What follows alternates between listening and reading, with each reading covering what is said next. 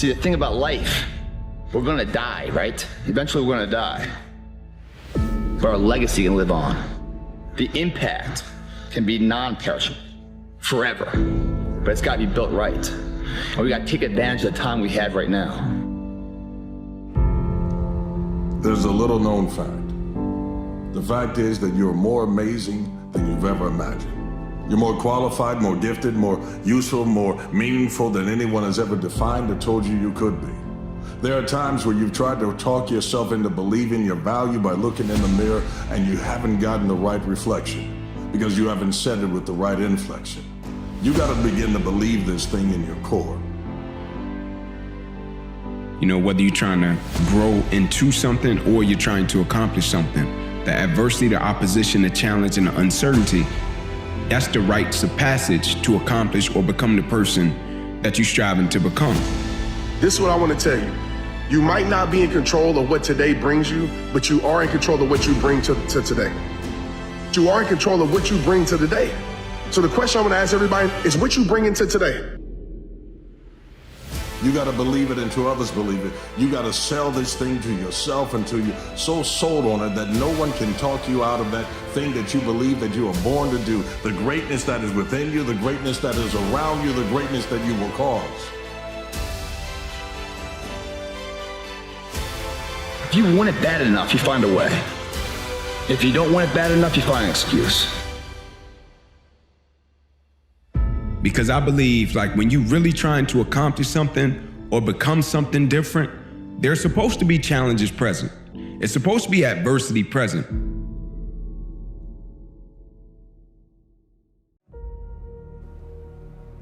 How do you know when you found your calling?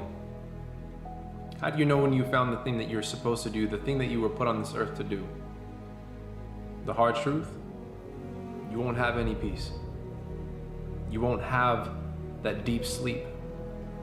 Or at best, you'll fall asleep dreaming of the life that you know you're supposed to have. Those thoughts that you fall asleep to every single night, all of that isn't on accident. That's placed there with an intention, that's placed there with a purpose. And that's supposed to give you a glimpse at the life that you're supposed to live. Imagine that you could be exactly where you wanted to be in 5 years. Like you've got these stellar opportunities in front of you. So then you got to allow yourself to imagine like you're a kid who's pretending or daydreaming and thinking, okay, man, I can be wherever I want in 5 years. Okay, how could I bring all of those together in the optimal way? What would that look like? You should ask and you'll receive. You should knock and the door will open. You're more than a ripple. You're the one that will cause waves in life, but you got to keep going. There's a thing called flow. You have to get into it, and the only way to get into it is to get through the things that try to interrupt your flow. Your development as a person, your development as a speaker, as an author, as a whatever it is you were born to do, you got to find out that one thing and invest yourself in it, so much so that you got to hold stock when everyone tells you that it has no value. Being true to it, what's more important? Who we become or what we acquire? And most people do it because of what they can acquire. But what if you looked at it and said, what is this going to turn me into? Right? What is the process of chasing this going to turn me into it?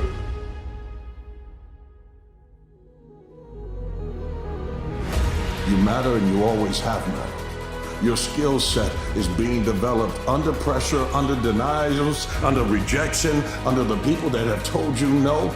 Those no's are things that you need.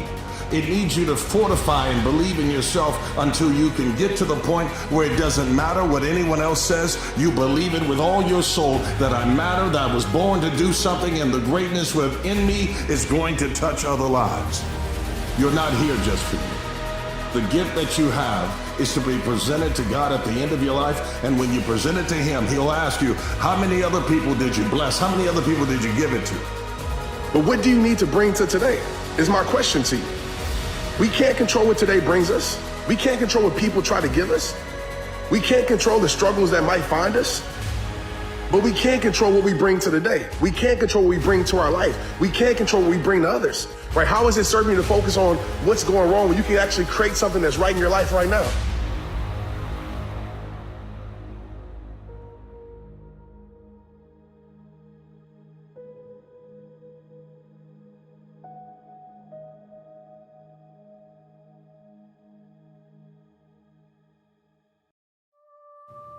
See, that's the curse of being the visionary.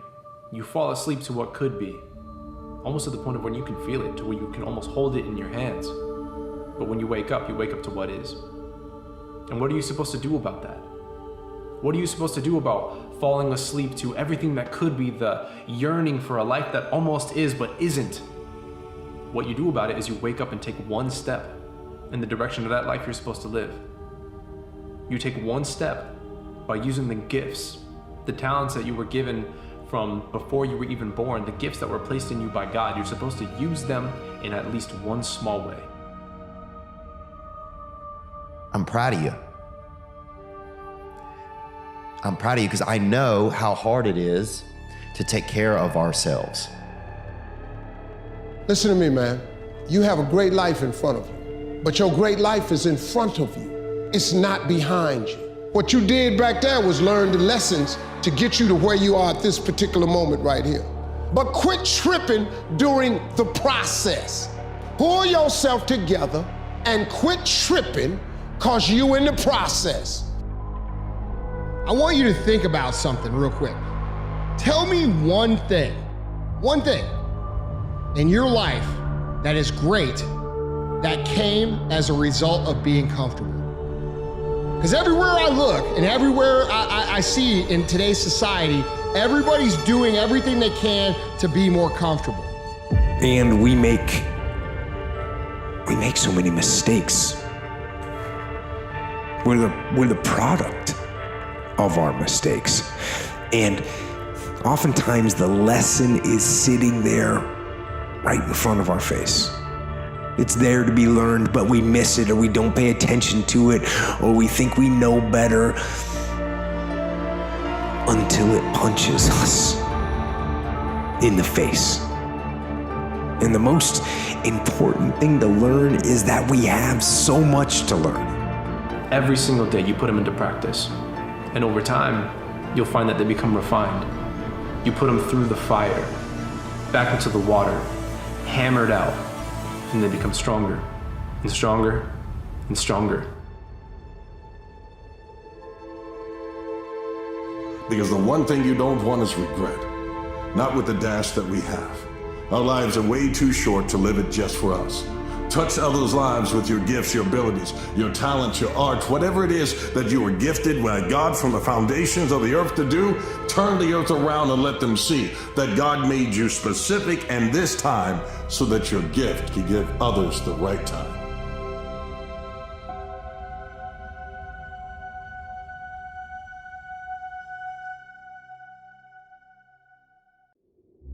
And I understand what it's like to have those visions and have every single person around you think that you're full of shit.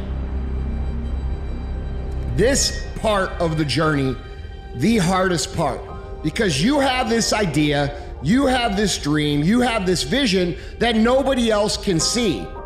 So if this is you and you're struggling and you're fighting and you're in the fight, understand that facing this issue of non-believers, of critiques and criticisms and negativity is part of the process. You may be wondering what happened to the support that was once around you. What happened to the scaffolds of people who said they will be your security? You can lean on us. I've got your six. I've got your back. Well, the reason why they've been upset with you and the reason why they can't understand why you're changing is because they don't want to lose what they love. They don't want to lose the version of you that was within reach of them. The version of you that was visible and they understood where you were going and what you were doing. But what they don't understand is that you're evolving. It's like when Kobe said, I was chasing perfection and excellence, even though I knew I would probably never catch it. But just the fact that I was willing to chase it, I would defeat most of my opponents because most of my opponents would never chase something that didn't have any guarantees attached to it. Until finally the opportunity arises where it says, now is the time for you to be born again in your gift. And when you seize that moment, you'll grab it with two hands. And you'll finally realize that you now have peace. In that moment of having peace, that's when you know you found your calling. You may not have everything that you're supposed to have through that gift, but I promise that you will have peace. Seek out your peace. You get one shot at this gig right here. Life. Keep going. Keep chasing your dreams. The support you need is in the mirror. And every morning you've got to remind yourself, it's me and you, God, against the world. And if the world comes up against you, God's undefeated. Therefore, you cannot lose. Stay true to your goals. Stay true to your dreams. When adversity strikes, for some reason, people think they rise to the occasion. You don't rise to the occasion, you revert back to your training. Meaning your core, your essence, who you are as a person. When adversity and opposition strike, you can't turn it to the beast. You already got to be the beast. There are no failures. There's only quitting. Every single hardship, every single obstacle is going to serve you if you allow yourself to let it serve you. So f what these people think, put it all up here on your shoulder, and when you don't feel like it, and when you're frustrated, and when you want to quit, take the proper amount out, and the proper amount is the amount that gets you off your ass and gets you executing. Because if you are executing day in and day out, no matter what, there is not a single fucking thing that can stop you.